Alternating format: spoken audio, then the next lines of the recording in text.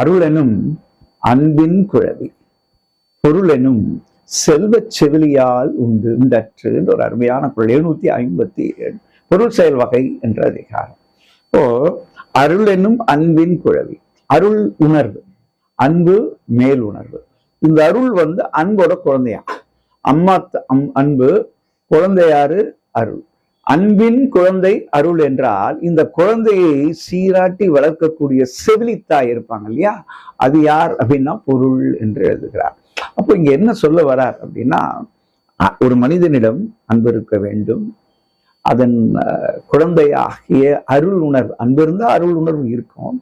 அருள் உணர்வு இருந்தாலும் அந்த அருள் உணர்வு ஓங்கி செழிக்க, ஏன்னா இப்போ நான் கொடுக்கணும்னு நினைச்சா என்கிட்ட பணம் வேணும், தானம் செய்யணும்னு நினைச்சா என்கிட்ட பொருள் வேணும் இல்லையா, உதவணும்னு நினைச்சா என்கிட்ட பொருள் வேணும், அருளும் வேணும், அன்பும் வேணும். அப்போ இந்த அருள் உணர்வுக்கு தாக்கு பிடிக்கக்கூடிய ஒன்று இந்த செவிலி தாய் என்று சொல்லக்கூடிய செல்வம். இந்த மூன்றும் இருக்க வேண்டும். செல்வத்தின் பயன் அன்போடும் அருளோடும் இருக்கும் பொழுது அது எல்லோருக்கும், அவனுக்கும் பயன்படும், சார்ந்த சமுதாயத்திற்கும் பயன்படும், ஏன் அவன் குடும்பத்துக்கும் பயன்படும். இதுதான் வள்ளுவ தெளிவு என்று சொல்லலாம்.